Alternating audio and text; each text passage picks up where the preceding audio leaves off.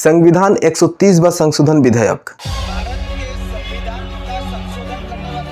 क्या यह बिल किसी को डराने के लिए है, या फिर किसी को फंसाने के लिए है, या फिर किसी को बर्खास्त करने के लिए है, या फिर किसी को ब्लैकमेल करने के लिए है? नमस्कार दोस्तों, भारत में मौजूदा वक्त में जितने भी मुख्यमंत्री हैं, इनमें से सबसे ज्यादा केस अगर किसी पर चल रहा है तो वो है चंद्रबाबू नायडू। जैसे state skill development corporation scheme के केस है, इसमें चार्जशीट फाइल हुई थी, सीबीआई ने की थी। 2024 में नायडू को बेल मिली थी। ईडी से कुछ जुगाड़ लगाकर उन्होंने क्लीन चिट लेने की कोशिश की, लेकिन केस चल रहा है। एक और केस है AP fibre net project case. CDI ने इस पर भी चार्जशीट फाइल की थी फरवरी 2024 में, और नायडू को मुख्य आरोपी बताया गया था। Amravati inner ring road scheme, यह भी एक स्कीम था, काफी बड़ा स्कीम है। अमरावती एक नए कैपिटल, एक नए राजधानी बना रहे हैं, ड्रीम प्रोजेक्ट है नायडू बाबू का। इसमें भी सीडीआई ने चार्जशीट फाइल की है। एक और केस है अमरावती असाइन्ड लैंड स्कीम, और इसमें भी चार्जशीट फाइल है। और कई मामलों में चंद्रबाबू नायडू फंसे हुए हैं। लेकिन भारतीय संविधान कहता है कि कानून का शासन होना चाहिए, और इसका आधार यह है कि जब तक दोषी साबित न हो जाए तब तक आप निर्दोष हैं। दोस्तों, देश के जिन मुख्यमंत्रियों के ऊपर क्रिमिनल केसेस चल रहे हैं, गंभीर आपराधिक मामले, उनकी नींद उड़ी हुई है। और नींद उड़े हुए मुख्यमंत्रियों में सबसे बड़ा नाम चंद्रबाबू नायडू का है, क्योंकि चंद्रबाबू नायडू के ऊपर कई गंभीर क्रिमिनल केसेस चल रहे हैं। कई मामले अदालत में पेंडिंग है, और कई मामलों में जमानत पर भी हैं। पर जमानत में है या फिर अदालत में पेंडिंग है, इससे उनको डर नहीं। वो भयभीत हैं, क्योंकि मोदी और शाह के इरादे उनको पता चल गई है। मोदी और शाह ने मिलकर ऐसा प्लानिंग बनाया है, चंद्रबाबू नायडू की हर रात की नींद छीन ली है। उन्हें ब्लैकमेल किया जा रहा है। वो समझ रहे हैं वो ब्लैकमेल हो रहे हैं, फिर भी वो चुप हैं। वजह क्या है?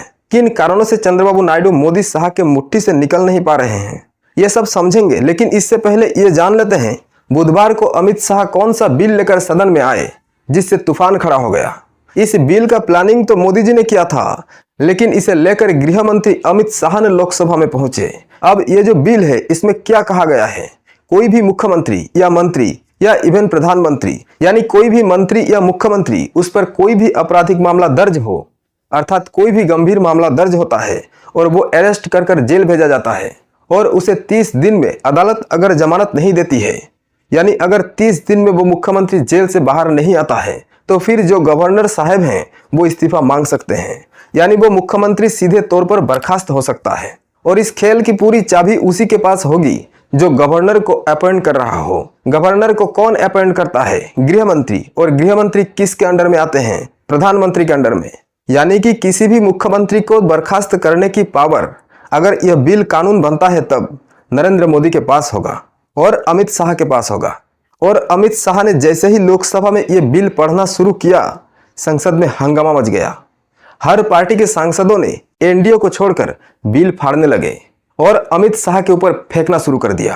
और कांग्रेस सांसद केसी वेणुगोपाल ने यहां तक कह दिया कि साहब, आप इतिहास मत भूलिए, आप भी अरेस्ट होकर जेल भेजे गए थे। और इधर समाजवादी हो, तृणमूल हो, सब की सब अमित शाह के ऊपर चढ़ाई कर दी।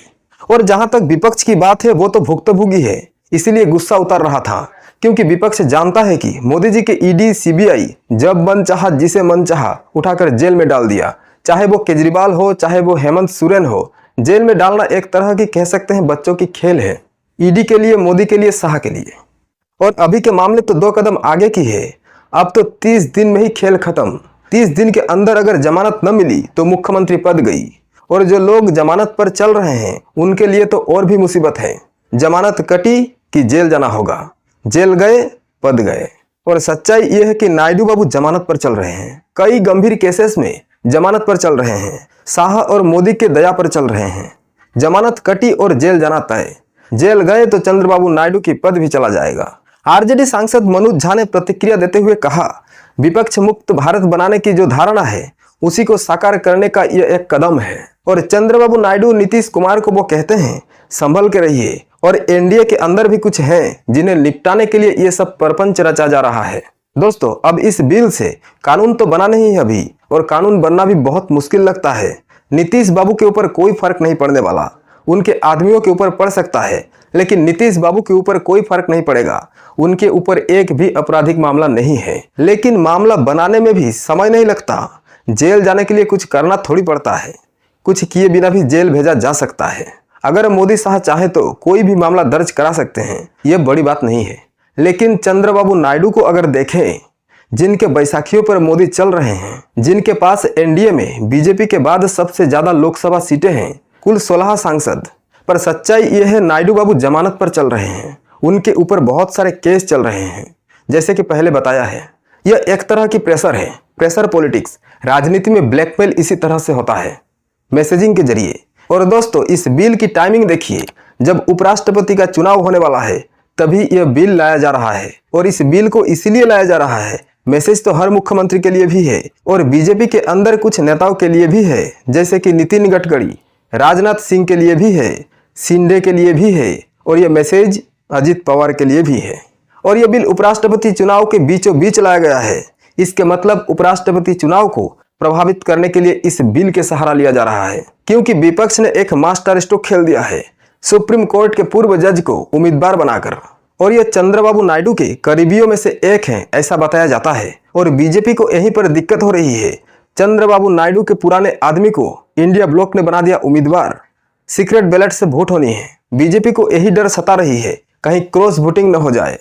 तेलुगु दशम के कुछ सांसद कहीं क्रॉस वोटिंग न कर दें, क्योंकि तेलुगु प्राइड की सवाल उठ रहा है। और बस यही कारण नहीं है, इस बिल के पीछे और बड़े बड़े मकसद छिपे हुए हैं।